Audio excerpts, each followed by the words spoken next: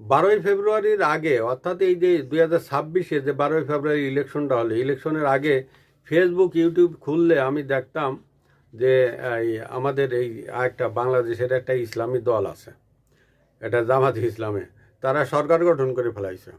মানে সরকারের সদস্য কে হবে, কে মন্ত্রী হবে। এখানে নাহিদ ইসলাম প্রধানমন্ত্রী তাকে বানাইছিল, যেহেতু নাহিদ ইসলাম তাদের জামাতের বি টিম, এবং নাহিদ ইসলাম এই জামাতের সৃষ্টি।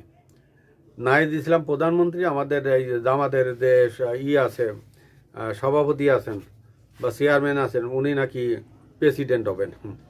প্রেসিডেন্ট আর প্রধানমন্ত্রীর ভারসাম্য আনবেন, এবং ওনাদের ছায়ামন্ত্রী সভা পর্যন্ত গঠিত হয়েছিল।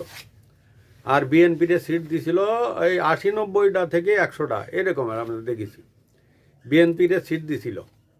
ফেসবুকে আবার ওনাদের আবার আছে এই ইসলামী দলের এবং এই যে এনসিপি টিএমসিপি এই দলগুলোর বিদেশে দুইজন এইটা ওই আল্লামা ইকবালের মতন দুইজন পীর আছেন, একজন আমেরিকা একজন ফ্রান্স। মাঝে মধ্যে ওনারা আবার মুরিদ হইতে ওখানে আবার যান, ওনাদের কথা ছাড়া ওনারা চলতে পারেন না। এখন আমি দেখতেছি এই দুই গুরু মানে দুইজন পীর, একজন সম্ভবত আল্লামা ওর নাম আছে আলহাজ পিনাকি ভট্টাচার্য, আরেকজন আছে আলহাজ আল্লামা মানে আলহাজ ইলিয়াস সাহেব। আমি এই দুইজনের বিষয়ে কিছু বলতে পারি না, শুধু দর্শক, ওদের মুখটা অনেক খারাপ, ভয় লাগে, ভয় লাগে। আবার এটা একটা সন্ত্রাসের সাথে জড়িত। এই আছে অবস্থায়। এখন সরকার ইলেকশনের পরে কিন্তু সম্পূর্ণ একটা ভিন্ন একটা পরিস্থিতি হয়ে গেছে।